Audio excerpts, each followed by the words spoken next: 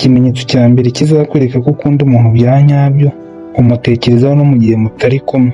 Niba uhora utekereza umuntu cyane, kumva guhora mu mutwe wawe, wumva ko mwaba muri kumwe igihe cyose, ni ikimenyetso kigaragaza yuko umukunda.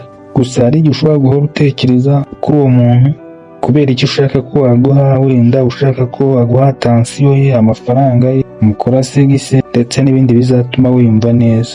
Aha rero kumutekerezaho bishingiye ku nyungu mwitezeho, ntago ari urukundo rwa nyarwo, kuko akenshi niyo umaze kubona ibyo wamwifuzaho ubibonye, cyangwa se ku rundi ruhande rumwe ntibishoboke yuko abiguha, ibitekerezo wari umufitiye bitangira kugabanuka. Ariko iyo ari urukundo rwa nyarwo si uko bigenda, kuko urukundo rwa nyarwo ntirushingira ku cyo umuntu aguha gusa, ahubwo ukomeza gutekereza kuri uwo muntu wumva ko icyo ushyize imbere ari we, kwifuza konegisiyo hagati yiwe nawe.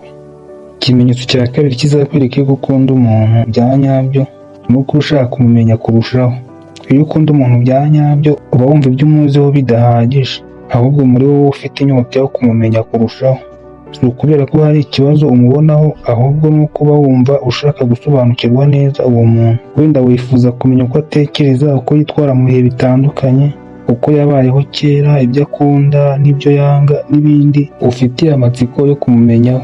Ibi byose ukaba uba wifuza kubimenya kuri uwo muntu, atari ukugira ngo ubimenye maze uzabikoreshe mu kumugenzura cyangwa se ubikoreshe mu nyungu zawe bwite, ahubwo uba wumva ko kumenya nk'ibyo navuga ko ari amakuru yamwerekeyeho, wumva bikunyuze, wishimiye no kuba ubizi, kandi bikazagufasha kumenya uburyo uzajya umwitwaraho nk'igihe muri kumwe cyangwa mwagiranye ikiganiro.